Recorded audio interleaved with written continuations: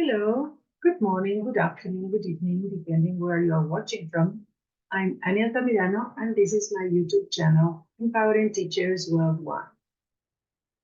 Are you a teacher looking to help your B2 level students overcome speaking challenges? So I hope this video will introduce you to a variety of formative assessment techniques that can pinpoint specific areas for improvement and provide valuable feedback. We will explore some engaging activities like role-play scenarios, topic-based discussions, all designed to assess and enhance speaking skills in a practical and interactive way. And hopefully, by incorporating these techniques, you can create a supportive learning environment that empowers your students to reach their full speaking potential. So let's go for it. Now, to address speaking challenges of a B2 level learner, personally, I would adopt a comprehensive approach that integrates various formative assessment mechanisms. Firstly,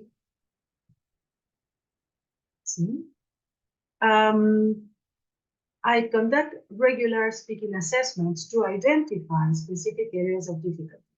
And this assessment could include some or all of these forms. For example, role-play scenarios.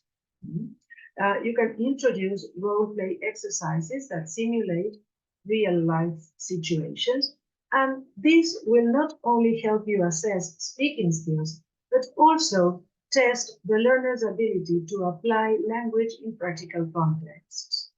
After the role-play, you can provide feedback on language use, communicative effectiveness, and any challenges that they may have faced.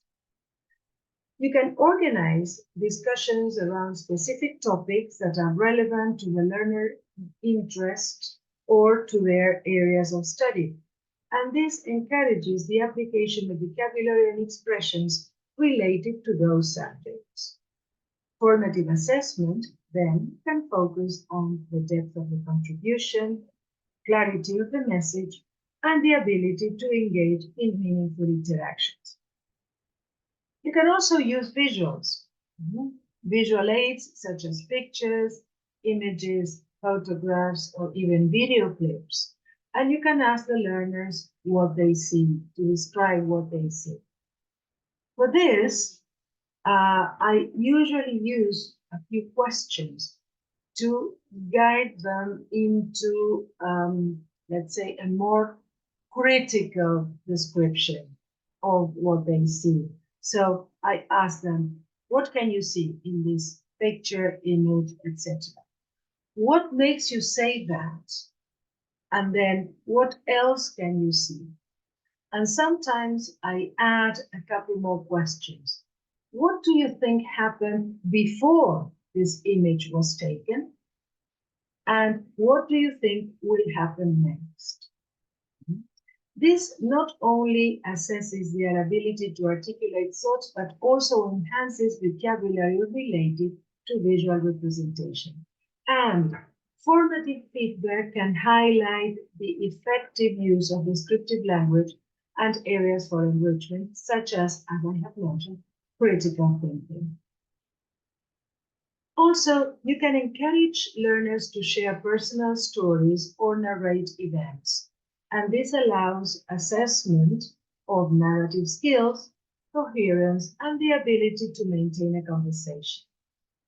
And formative feedback can delve into storytelling techniques, linguistic variety, and overall engagement.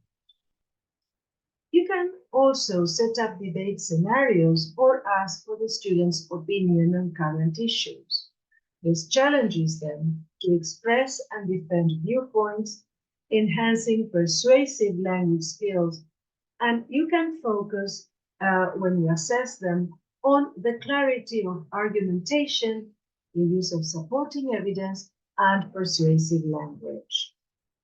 Interactive tech tools are also very useful. You can use digital platforms for speaking assessments, platforms that allow voice recording or video responses, and enable the learner to practice and receive feedback asynchronously.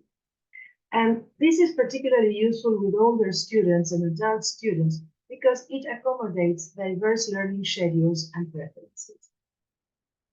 These diverse formative assessment mechanisms provide a holistic approach to addressing speaking challenges, and they ensure that the learner receives feedback on various aspects of their oral proficiency. Also, to support the learner, I would provide constructive feedback after each assessment, focusing on both the strengths and the areas for improvement. And this feedback should be specific, highlighting aspects such as pronunciation, vocabulary, usage, fluency, and also I would engage them in self-reflection, prompting the learners to assess their own performance and set personalized goals. And I might introduce also peer assessment opportunities where learners provide feedback to each other, fostering a collaborative learning environment. Additionally, I could incorporate self-assessment tools and also goal setting. We can use for this purpose certain very simple tools. For example, speaking skills checklists. You can provide a checklist that includes specific criteria related to pronunciation, vocabulary usage, fluency, coherence, and students can use this tool to self-assess after each speaking activity. For instance, they can mark areas where they felt confident and areas where they need improvement. You can also encourage them to record themselves during speaking tasks.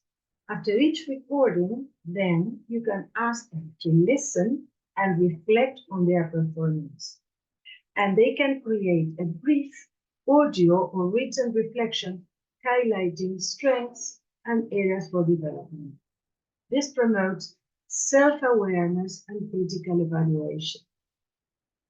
You can distribute goal-setting worksheets where they can identify specific goals that they want to achieve. These goals can be related to pronunciation enhancement, expanding vocabulary, or increasing speaking speed. Regularly revisiting and updating the goals encourages a sense of progression. You can also use rubrics.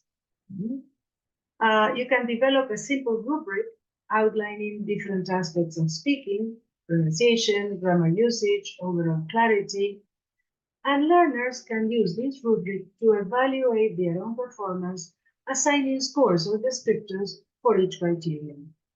And this promotes a more structured and focused self-assessment.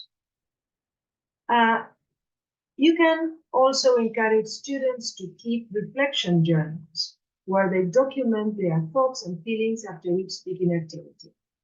This doesn't mean that they are, because let's see, sometimes students are resistant to writing journals, but because they think that they have to write a lot. No, they don't have to write a long paragraph unless they want to. It's enough with 2 or 3 sentences where they include their insights into what went well, what challenges they faced, and strategies they plan to employ for improvement.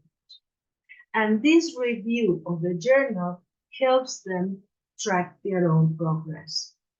And finally, you can provide audio or video samples of proficient speakers at B2 level and ask learners to compare these samples with their own recordings.